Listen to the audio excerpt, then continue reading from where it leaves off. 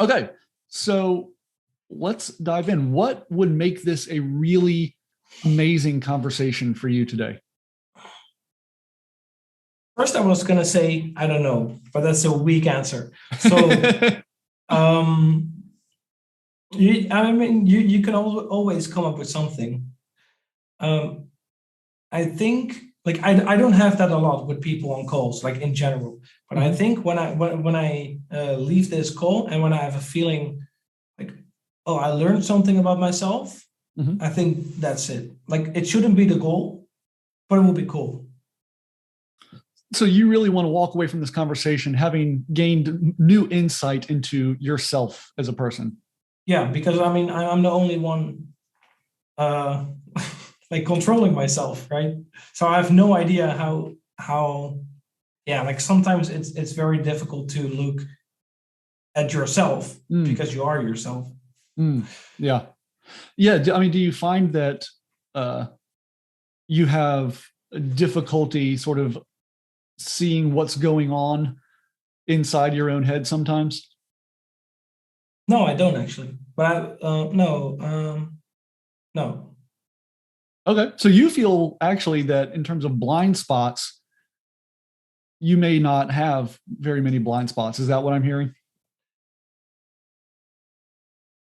I don't think I have as many as most people would have. I Mhm. think that's the most political correct answer. I mean, I've been diving into myself and into my mind for the last couple of months, actually, like Mhm. starting in November, Mhm. finding out stuff about myself and like what I actually want to do with my life, why I like what I do, because I really love what I'm doing. But then also there was like a deeper level to that Mm. where I felt like I had to get into why do I like this, Mm. right? Because how are you going to like I get motivated from helping people and helping my clients, but why? Why these people? Why do I get motivated from this? And how do I stay motivated? Like Mhm. you will never stay motivated if you don't know why you like something. Mm. Mhm. What did you have you figured out the answer for that? The answer to what? To why you like doing this? Yeah, so I have like a surface level answer and a deeper level answer. So I think the surface level answer would be I like helping people because I was in that position before. So I was also, in, of course, we help people turn their passion into their profession, and I like that very much. And I kind of, in a way, did it myself as well. So Mm. that's why I like this, like the surface level answer, I guess. And then like the deeper level answer would be, I feel like I haven't attributed, if that's the right word, to society enough. Mm. I think I have some stuff to. um, I have no idea how to say it. I'm sorry. No, that's good. I have some stuff to fix, I guess. I Mm. mean, like when I was little, I was like I was a very annoying kid. Like good intentions, but a Mhm. very annoying kid. Mhm. And like I had autism, like all of that. Mhm. And I always was helping. I was also always like helping people. But what I found out, like why I love what I do, is that I just feel like I feel like I should contribute more to society because like all my life people have said, well, not all my life. I think starting from like when I was 15 or so, I'm 20 at the moment. Mhm. When I was helping people like little stuff with like PC or whatever, like computer stuff, people like really appreciated it. But because of my autism at that point, at least, I didn't notice that people really appreciated it. So that's also the thing with like my type of autism. When you get a compliment, I had no idea how to deal with it. So Mm. what I did was, and I still do that most of the time, basically, when someone gives me a compliment, I'm like, oh, that's nice. I'm gonna uh, remember that for Mhm. next time because I know that you meant it. Mm. But also, I'm not gonna let it get to me. So I'm just gonna shove it away because I don't need that at the moment. Because I feel like at this fairy deal. Sorry, if this doesn't answer your question, then I'm sorry. Um, the so when a compliment gets to you, negative feedback will also, and also negative feedback that is not constructed, or how do you say that? Like there are no like there's no logical reason why someone would give you that negative feedback or criticism. Sure. Yeah. So I think that's kind of like a defense mechanism or something, like in terms of like the compliments. But also I feel like, okay, you're giving me a compliment about my business. You don't have a business. Thank you. But you're the most of the time, like also when my parents told me, or well, my parents are not, when my in-laws told me, like, you shouldn't stop going, you shouldn't drop out of school. I was like, why? But then I found out these people, everyone has, like, I think the conversation was with you, but like everyone has their own picture of the world. Like it didn't fit into their picture of the world. Right. So that's why would I value someone's opinion that doesn't have a business? Like let's say I make like 20,000 a month, and then my parents, like that's great. But like someone else says like, oh, that's great. Like, I'm very proud of you. And then I'm like, okay, so first of all, why are you proud of me? Second of all, why are you giving me this compliment? It's nice, but also logically, like rationally, these people in the position they are in at that point in their life, they wouldn't be able to do it themselves. So that's why they think it's great. But I'm going for 100K a month. Not that the money is it. It's not like the driving factor, but still, I'm looking at way different stuff because they are like here. I get here, and here, this is where I get the compliment. So there's like a big space in between, but I'm looking at this. So why would I think this is special? Like if you let these compliments get to you, you're gonna get stuck at like 2K. Yeah. So you really are learning about how to receive compliments and criticism without necessarily allowing that feedback to dictate how you feel about yourself. Yes, and that entirely comes from the level of the level of the level of my autism, like back in the day. Okay. Because first, everything that happened would go to the through like a filter, like an emotional filter. So something bad happens, oh, angry, like immediately I used to get angry immediately. But now when I see like someone cutting me off in traffic, I'm like, okay, this guy, he didn't look very well, but it's okay, like nothing happened. And also, if something happens, then I would be like, okay, it's so first it goes to like the rational part of my mind. So when someone bumps into me with their car, I'm like, oh, fuck, I gotta get out of the car and get into like all these insurance papers. But like other than that, I will be back on the road in like 10 minutes. So who cares? Yeah. So it's way easier. Like my life has gotten way easier for me. Yeah. You know, I want to go back to, you mentioned something about your why you love what you do. And you said that you feel like you want to contribute to society. Yeah. What does that look like for you?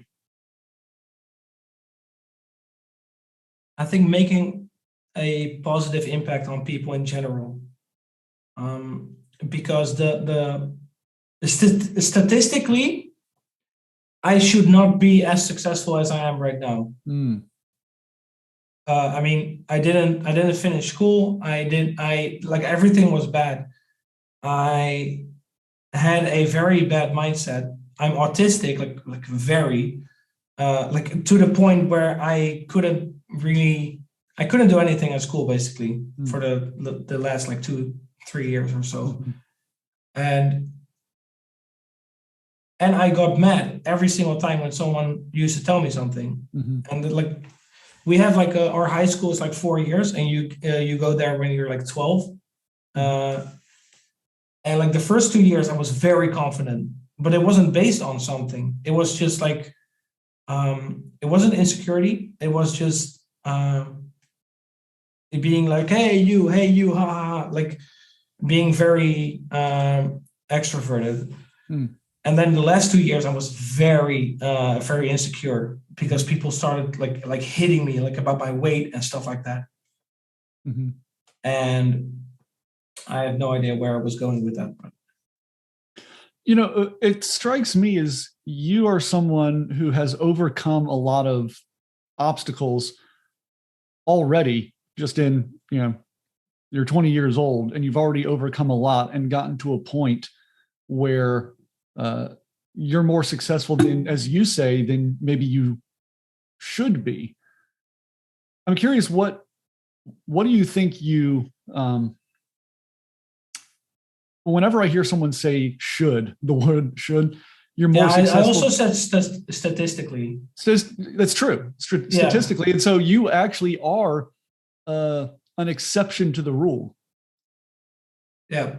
Yeah. I guess that's like a summary of my life. Well, so what do you feel like is next for you? In what sense? You've already gotten to a point that you are successful more so than others in your position. What's next for you?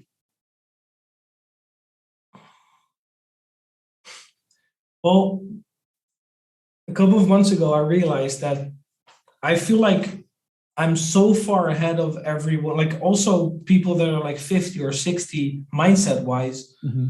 And I know you're never done learning about mindset or whatever or personal development, but I feel like I understand everything in life in general so well, and I'm very good at like not rationalizing but putting stuff into perspective. I think that's the right term in English. So Yeah. when something happens, I'm like, okay, cool, that happened. Now what do I do, right? Or well, that's rationalizing, of course, but putting something in perspective. Okay, cool. So I just tripped over something. Well, I could also have broken my teeth, but it didn't happen. So we're good now. We just stand up and we go about our day again. Yeah. What was the question again? What is next for you? Yeah.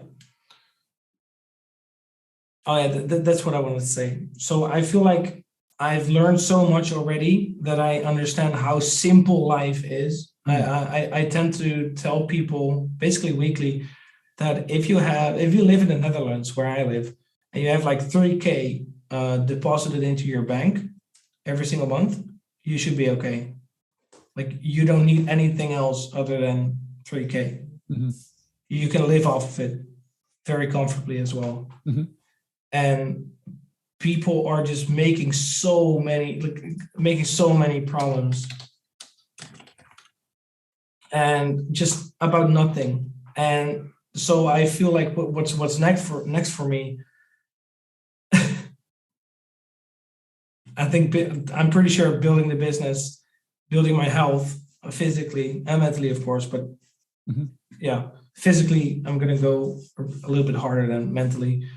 And just finding more and more people to help and growing my team. Mm-hmm. What would be the benefit of that for you? For like building the business and stuff, Mm-hmm. I would get a lot more freedom, like time freedom, money freedom, and I will get way more fulfillment because I feel very fulfilled when someone sends me a message and says like, "Hey, I got my first couple of clients," or like my first client. Like this is the best feeling ever, like getting your first client. And so I just like to experience those moments with my clients, like with people, because I know what it feels like. Yeah, you know the feeling of that success, and you want others to experience that themselves. Mm-hmm. Yeah. You said that you want to grow the business. You want to improve your mind, improve your physical health, your mental health, all of it. I'm curious, for someone like you who has already exceeded expectations, perhaps, what expectations do you have for yourself going forward? Expectations or goals? Either one. Yeah. So that's an interesting. What's the difference for you? yeah. So there's a big difference. So when you don't get to a goal, you don't get disappointed. When you don't get to your expectations, you do get disappointed. Mm-hmm. So that's the biggest difference for me. And a goal for me is always, I think that's the biggest difference. So in terms of goals, can you tell me the exact question again? I'm sorry.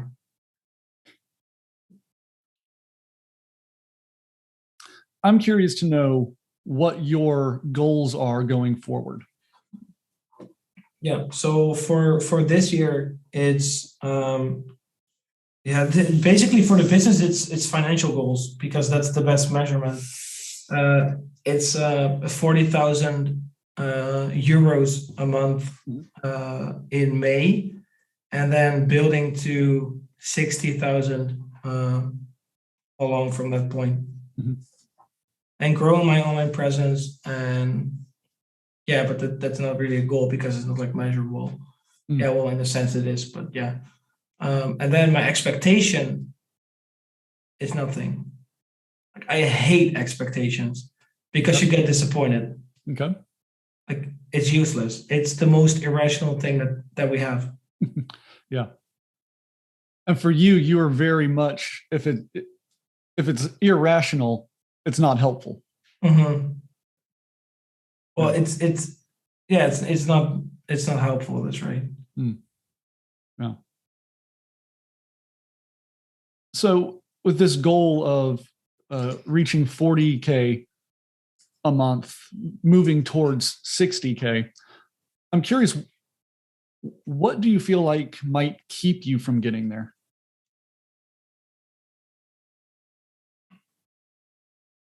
Really nothing anymore, because this is the first day that I'm working like in this home, and I can tell you right now,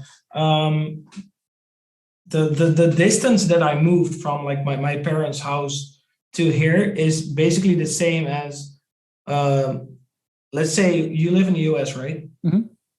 So basically from California to New York. Okay. That's basically like basically how it works. Like the Netherlands is very small, but still, yeah, it's like 200 kilometers or so from my parents' home. Okay. So the environment is very different. Yeah. So I have no idea what's holding me back. Like I think the better answer would be nothing is holding me back because everything is different. So I can program my mind and my routines more efficiently like this and more productively. Mm-hmm. It's actually the only reason I moved is to grow the business. Mm. Yeah. Do you feel like that moving will give you that space that you need in order to grow the way you want it to? Is that what I'm hearing? 100%. Yeah. So if you look at this, like, I'm just sitting in the living room here. Well, mm-hmm. Oh, it looks way smaller on camera. Yeah. That's what she said. So, yeah, I think it's way, it's way easier to get new routines and new habits in when the entire environment is different. Yeah. Yeah. Because your environment, in terms of like the location-wise environment, it can drag you down really, really fast. Mm-hmm. Yeah. Yeah, it can feel really difficult to do what you want to do if your environment isn't conducive for that. And it sort of mm-hmm. can mess with your mindset. Yeah, that's why, like in this area where I live right now, I am not going to go to any drive-through. Like basically here in the Netherlands, the only drive-through we have is like KFC, Burger King, and McDonald's. Those are the only ones, and Dunkin' Donuts as well. Okay. We don't have like healthy solutions. I mean, America is also not very far in that sense. I mean, right. You guys have some, but Right. Most like small towns don't even have one. Yeah. So I think it's like that because when I was living in my parents' home, I was very close to like a couple of drive-throughs. Yeah. Or my girlfriend's home, I mean, and like it's not a lot of effort to pull your car to the right and just go that way for 1 minute and just get like a Big Mac or whatever. Yeah. And here I'm not going. You know, I have no idea where the fast food restaurants are here. I have no idea. Only thing I care about is the supermarket, the gym, and this home. Mm. So you are really focused in on your environment. Mm. So, Eli, the thing about coaching that's interesting for me is that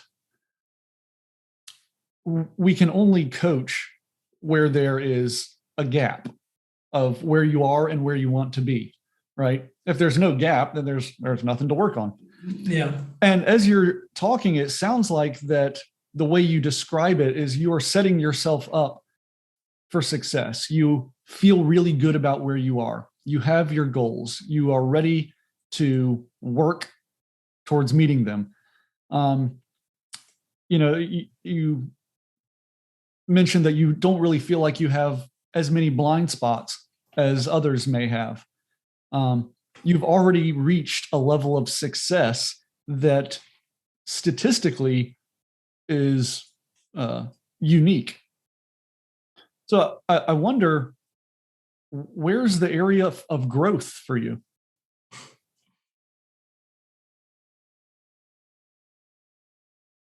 And that's a very hard question because I have all the tools and like I have everything in me to grow to a certain point. But the only goal I have is physical. So like my physique, I mean, and financial. Mm-hmm. Only two. Because those are the only two that are measurable. There's a lot more like helping my clients, like that's also measurable. Mm-hmm. But I mean, for now, it's not really that measurable. I mean, Amazon measures their client, how do you say it, like the happiness of their clients through the number of tickets they open. And if it's like 0.1 or whatever, then people are generally happy.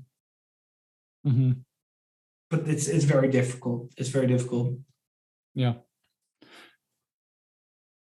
So you are in a place for yourself personally that you really are focusing on the things that you can measure, which is your physical health and your business metrics. Mm-hmm. And everything else you are not necessarily wanting to focus your energy on. Is that right? Yeah, because otherwise it would be focused. Mm-hmm. I mean, if you focus on multiple things, you're focusing on a zero. Right. So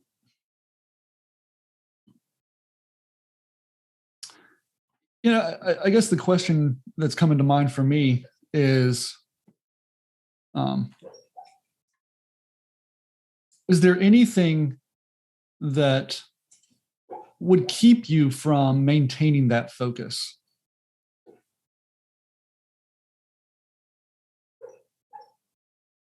Yeah. So when I get comfortable, that's what's going to kill it. And I only get comfortable when my goal is too close to where I'm at right now, and when the pain point isn't big enough. So the pain point is basically, I don't want to be broke. And see where I'm going? Like, I don't want to be broke. So let's say I'm here in terms of like financial. Let's say this is broke. Let's say I'm here, but I want to go here. So when I'm here, I'm moving like further away from the pain point and way closer to the comfort point. So I gotta adjust my goals every single month. Yeah. So comfort would be the answer. Mm-hmm. Yeah, because if you're comfortable, it sounds like, then you won't be as motivated, perhaps. Yep, because there's no incentive. Mm-hmm. Yeah. And so the goal that you have now of 40K, every month, how do you feel? Is that big? Is that a big goal for you? No, it's realistic, and that's why I said it. Okay. If we go all the way back to the beginning of the conversation, you mentioned that why you are doing what you're doing is because you want to contribute to society. What does that look like in terms of a goal? In terms of like a financial goal, or do you mean? Oh, no. Yeah. So you mean like a certain amount of people that I help? Is that how you might measure I have no contribution? idea. Honestly, I think like having a business in general basically already means that you're contributing to society because you're helping people. Mm-hmm. Like any business helps people. Um, I think it's like this is something I already got from this call. Like I got to look at a way where I can make my contribution to society measurable so that I have more metrics than just a financial one. Mm. What might be helpful about having a more measurable goal for your contribution? What might be helpful about that? Well, numbers, like always when you have a goal, I think you got to make it measurable, of course, like in my opinion. Then how do you make contributing to society? That would basically mean client satisfaction. And how do you make that measurable if everyone's goal is different? Mm-hmm. Like that, I feel like just asking, yeah. Well, the great thing about goals is you get to make them up. What do you think what would be a good measure for you? Like a good metric Yeah. for like client satisfaction or whatever. Yeah. I think like 5 points, like communication wise, result wise, guidance wise, and then two more, which I have no idea at the moment. I think like that, and then like an average of that. And making sure that the clients are like honest about it, because most people are just being nice. And there are also, this is really funny. There are lots of people in the online coaching space who basically, when they have a new client, they blow them away with like a lot of value in a 2 hour call or 2 hour session. And then after that, they ask for a testimonial. Obviously, they're going to be very excited because they were just like blown away by value. Like it doesn't mean that it really was valuable, but it was a new information to them, and that's pretty funny. Like I feel like that's something you should be aware of. Like if you see a lot of testimonials and only testimonials at the beginning of the program, then you gotta watch out. Yeah. So that's an interesting point, that what you're describing is something that you've seen that you don't really, you're not really maybe a big fan of, it sounds like. And so for you, client satisfaction goes much deeper than just, a lot of value early on and then using that person for a testimonial, but then maybe not following through with as much value going forward. And it sounds like that's not something that really resonates with you. No, totally no. So what is it that you do want to offer to your clients? Guidance instead of information. Like education is great, but what is education without guidance, right? I mean, I could give you like an entire course about something, but if you have no clue how to do like the practical side, and yeah, it's guidance. It's 100% guidance, and like as personable. How do you say? Do you say like personal, like 101? How do you say it? Personal. Yeah, so as personal as possible.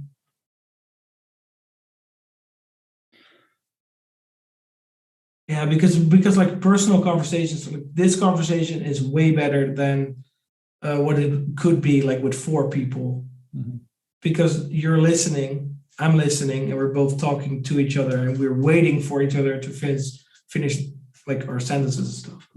So I think like that's very important. Yeah, guidance and personal attention. Yeah. So guidance versus information, and it being personal, not, impersonal, not distant. Not too general as well.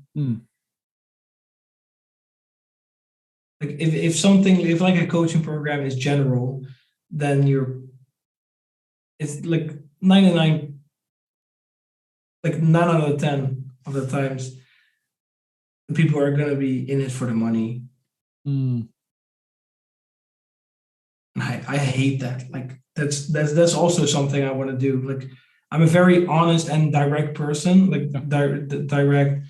I think that goes like together, like hand in hand. And I want to make that more like the default, basically. Like it's not very normal in the online coaching space to be honest about what you're making, about who you're helping, what you're helping them with, how you are feeling, like mindset wise. Like basically people are just sharing their wins, and I want to change that, and I am going to change that. And I think it's going to be very helpful, and I will be attracting like the right people when I'm honest. Because actually, the call I had before before this one, I was talking to a guy, and the guy had cars. He on his Instagram, he had girls, and he told me, like, he asked me for like social media advice and stuff, because he was doing fitness coaching, and I told him, like, if you're going to help like busy top performing online entrepreneurs, they don't give a crap about cars or girls. They just care about helping people and attaining more and more freedom for themselves and the people around them. Like, I'm not saying the guy's dumb or whatever, but I mean, if you want to show people that you have cars and girls around you, then that's exactly the people that you're going to attract are people like yourself, because probably you're feeling insecure. I guess. I mean, you need some kind of confirmation from people. I mean, I like cars, don't get me wrong, but if I'm just showing off the cars that I'm driving or that I see or whatever, and someone else's car, I'm standing in front of it like this, like, what the fuck? That's so weird to me. It's totally about like the people that you want to attract and the person that you want to be seen as. I think that's very important. Yeah. There's a lot to win in that field. Yeah. What's the kind of person that you want to be seen as? Yeah, that's a very good question. Now I need an answer.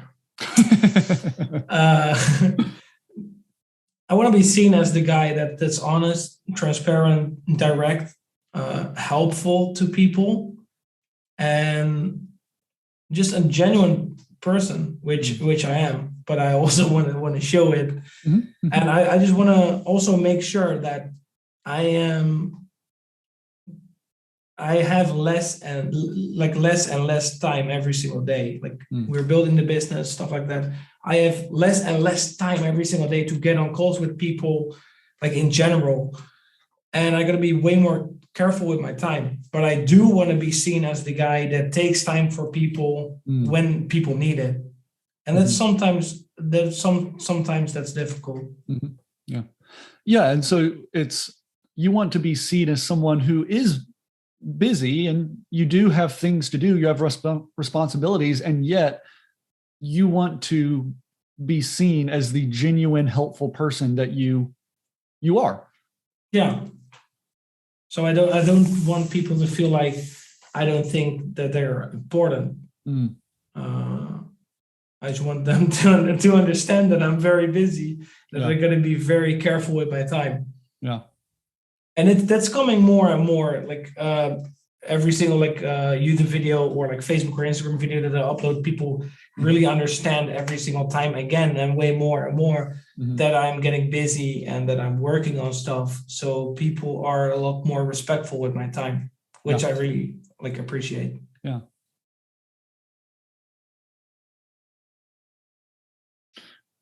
So I wonder if we slow down and take a step back for a second.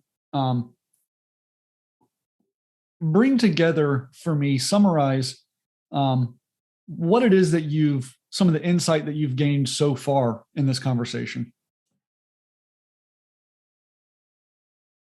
So I have no way to measure my client satisfaction, or I have no way to measure a part of one of my goals, which is a better way to put it.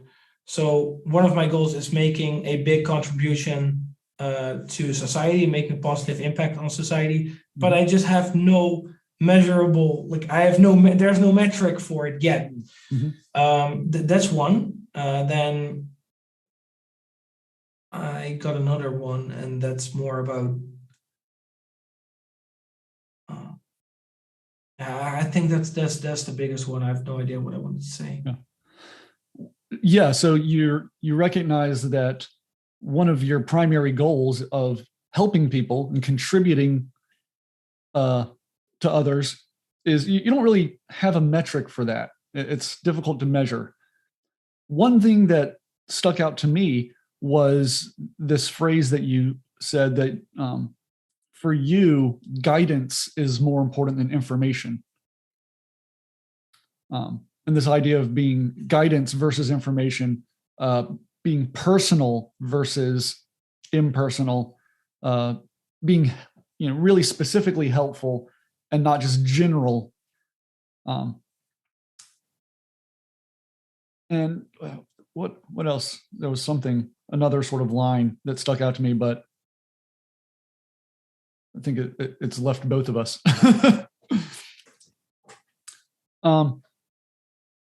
Well, then also what I heard you say was the type of person that you want to be. Yeah. The type of person that you want to portray to others, be seen as, is who you are, is you want to be seen as honest and direct and helpful, which to me, the word that comes to mind is authentic. You want to be the person that you actually are and not some, fake person online. Is that right? Yeah. That's another one. So that's the second one. So I want to be authentic. I want to be seen as myself. So that basically that's the definition of authentic. Yeah. And that's why it's so easy for me to just pick up my phone and make a video of myself, because I have I don't lie about anything. Yeah. Because it just gets you in trouble. So I might as well not do it. Yeah. Right. Yeah. So So that's really a core value of yours, is honesty and authenticity. Yeah, that's a good one. That's the thing with these conversations. You find out a lot of stuff about yourself in a conversation. Yeah. Yeah, it's interesting. So I'm curious what this insight that you've gained, what is this inviting you to do in terms of practical action? Yeah. So the thing about being authentic,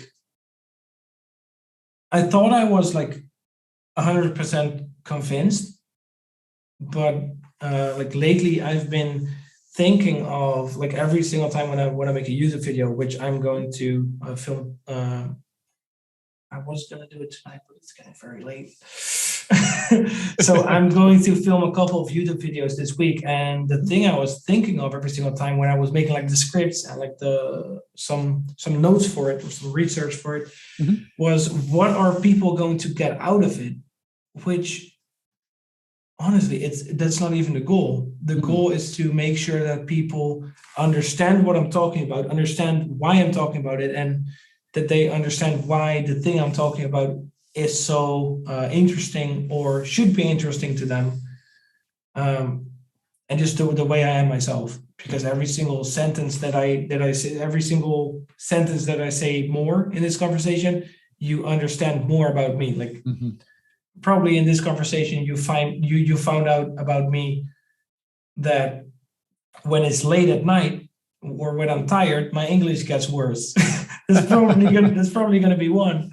And this just like the more stuff that you put out about yourself or of yourself, I should say, the more people will see the way you are, your intentions, what you do, why you do what you do, which I think are the most important things. Like your intention is number one always. Yeah.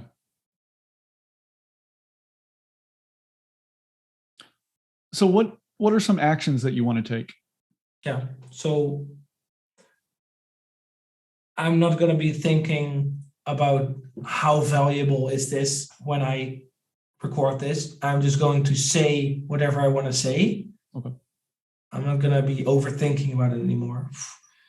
I was a master overthinker before, like for like years and years. Like it's weird to hear someone who is 20, but it was really years. Probably like 2. You might think, okay, years. And then, so that's the thing about authenticity. The other one was kind of having like a brain fart here. What was the other one? Was finding some sort of metric.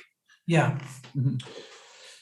So that's also something I'm going to get into. So I think I could split it up into two different like sections. I think I could do like for clients, so a metric for clients. So that could be like 5 different categories where they can rate our service or our guidance towards them, and also people on the World Wide Webs.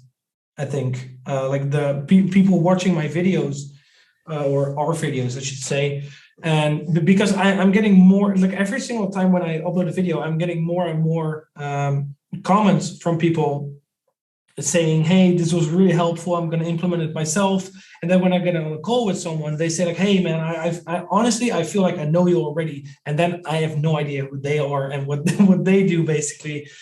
And that's what I want. I want people to feel invited or feel comfortable with letting me know what they think of my content, or what they think of what I'm putting out, like whatever it is.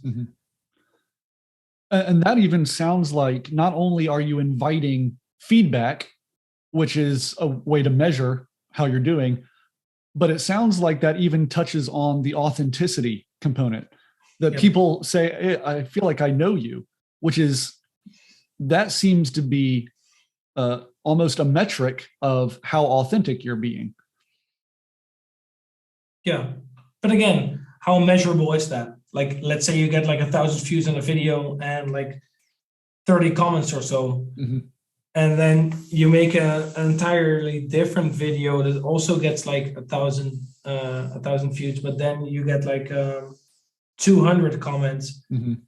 Then which ones are relevant? Which ones are too on the surface, basically? Because there are like people that are just saying in general, like, "Hey, man, appreciate you like pointing this out and stuff." And then there are also people like saying, like, "Hey, Eli, I love this video of yours. I completely restructured my business Mm. and I'm making this, and this. Like, I absolutely love it when people are making money from our content. Like, I don't, to be honest, I don't even care if they're a client or not, because it's still helping. And yeah, that's why I think my intention is a very, very important thing for me, because my intention really is to help. So I really don't care if someone becomes a client or not, because if you can make money without being in our program, so without investing in us, then you probably didn't really need our guidance anyway. Yeah. But then when you want to scale up, you're probably gonna come back to us anyway. What you just said there of you love it when people make money off of your content and you just want to see them succeed. You want to see them benefit, whether they become a client or not. That you really sort of lit up when you described that. Yeah. I wonder if there's some way to measure that, because that seems to be what's important to you. That's a good one. That's a very good one. What do you think? Do you have any suggestions? Well, I have a few, I have a couple thoughts, but before I share them, I'd love to hear if anything, like what comes to mind for you first. I really don't know, because I would be looking at how many comments or whatever. But then again, let's say you're like 1 out of 10 comments from like one YouTube video, you're probably not going to comment on every single video, right? So the measurability, what's the word for that? I don't know if there is one. Yeah. Okay, so from now on, it's measurability. Yes. Like, I have no idea how measurable that is. Sure. Well, and what came to mind for me was going back to the very first goal that you mentioned for yourself of you wanting to make 40,000 euros, in May? May. I wonder if there's that's a perfectly good goal, but I wonder if there's another element of not only measuring your money made, but measuring the money that your clients have made, right? It's not necessarily measuring people who are making money off of your content that aren't your clients. That might be difficult to do, but it's similar in terms of you're measuring the success of the people you're helping. What does that bring up for you when I say that? That brings up that, first of all, it's not hard to measure at all, but it is, in a way, it is like it's a very solid metric. But also we help, our program is 16 weeks, so 4 months.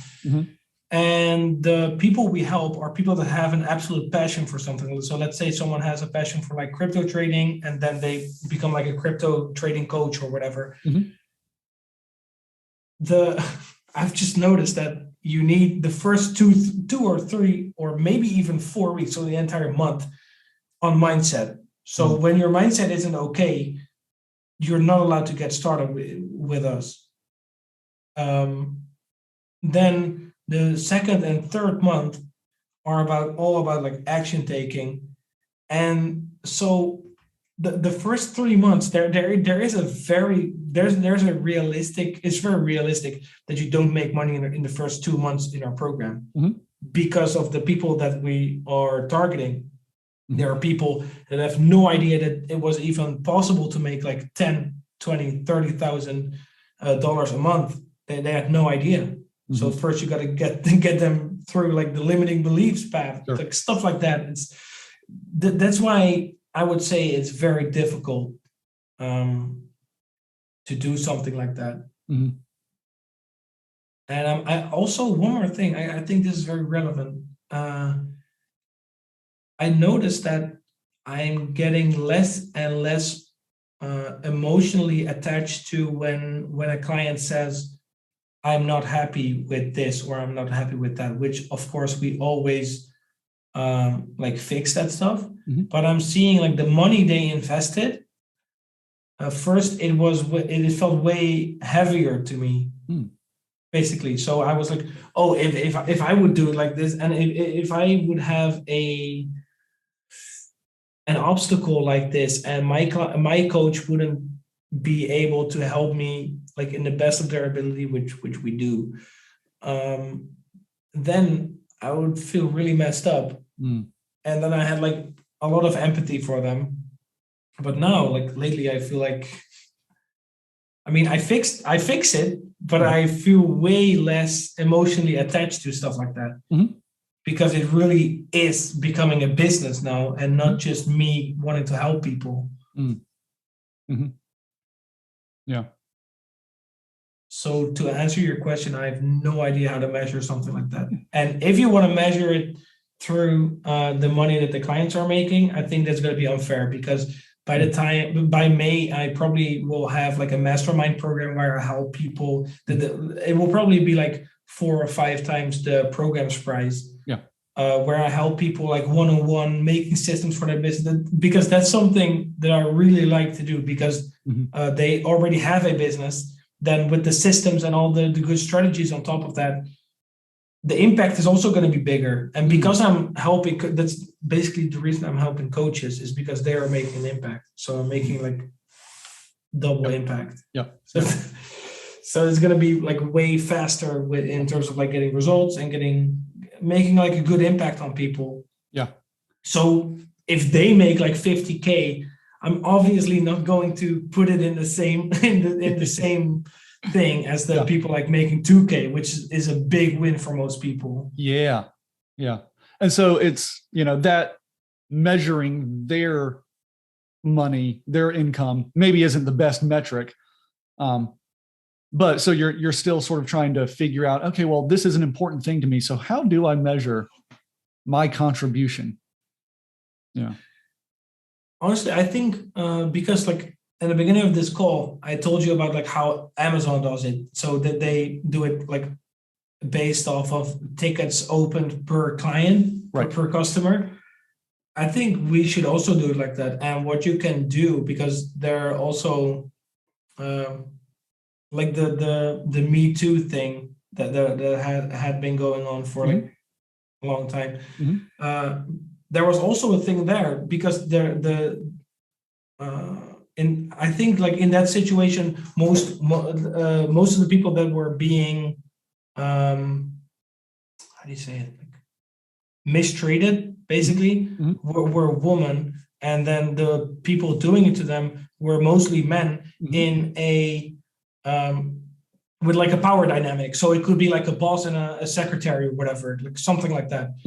And I want to make sure that there's always a place where our clients can go to. Like I would be more than happy to be it myself. So I want to make sure that they know that if they have any questions or if they have any complaints, they can just go to us, because we're always open to feedback, and they don't have to be scared. And I think if you do it like that, if you make it like really open, then I think like the Amazon metric would be a very good one. Yeah. In terms of just basically just assuming that everyone's very happy, and when someone isn't happy, that's where a point is like subtracted. And that sounds like that aligns with one of your values, one of the things that you want to be seen as, of honest, direct, authentic, that I can just envision you modeling this behavior of, I'm going to have clear, honest communication with my clients, and I invite my clients to have clear, honest communication with me. Does that sound sort of something like that? Yeah, it's just it's a two-way street. Yeah. So if I'm honest towards you, and if I give you like feedback on something, you can do it back to me, because I won't feel harmed or whatever. I won't feel hurt. Right. because I feel like it's supposed to be like that. Is also the way I was raised, because my parents are, there's no power dynamic in when I'm with my parents. Like we're all people, Hmm. and we all have the same values, obviously, because I come from that family. Hmm. But I feel like we should be like that way more. Yeah. Like everyone is, it's no one is the same, but everyone's equal. That's basically Mm. what I'm saying. Yeah. So let's bottom line this. What Yeah. are the actions that you want to take, um, coming out of this conversation? Let's say for like this coming week, what are the actions that this is inviting you to take? I'm writing it down right now. Perfect.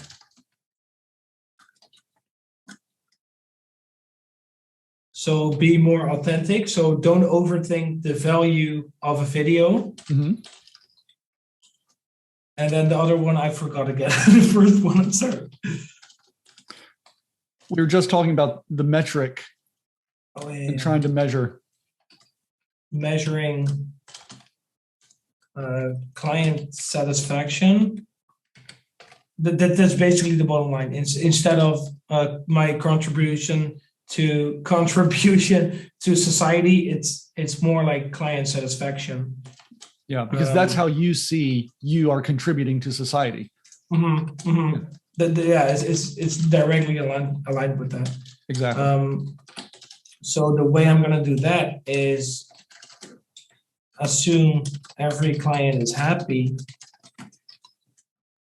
make sure they understand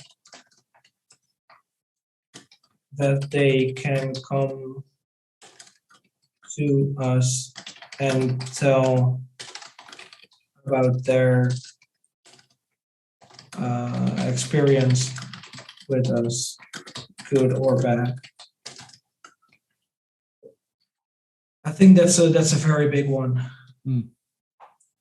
That's a great takeaway as well. Mm. I'm just gonna write it down here. I mean, put it in like my iCloud notes.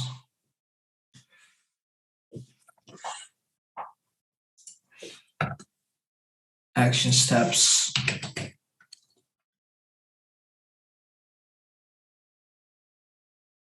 Yeah. So I also wanna I got another action step. I wanna speak English more, but that's with time. It's gonna Mhm. it's gonna improve, of Mhm. course. I Well- just feel like I don't know a lot of words. Well, I know that you have mentioned that is something that, you're a little uncomfortable with, but let me affirm that your English is very good. Thanks. Yes, I think you're doing a great job at communicating, and your English seems very natural. And so, yeah, I just want to let you know that you're doing a great job with that. Thanks. I appreciate it. Yeah. So I would have liked to sound like, if you look at how American people speak English and British people speak English, I'm like more on like the American side, I guess. Mm-hmm. Yeah, I don't know. I was just kidding. Like, I mean, I shouldn't go for like the other side, because that's like, how do you say it? Mee bezig. Een optie is No way. ijsbeweer. Siri, all day long. It's crazy. No, so I want to sound more natural in English. That's one of my goals. But I honestly think that comes with time. Sure. Yeah. And I think, again, if we go back to the authenticity, just the more you do it, True. and the more you don't try to sound British or American or whatever, you just do it, then you will develop your own authentic voice. True. My own accent. Yeah. That's amazing. Like I got two really great like insights, takeaways, however you want to say it. Yeah.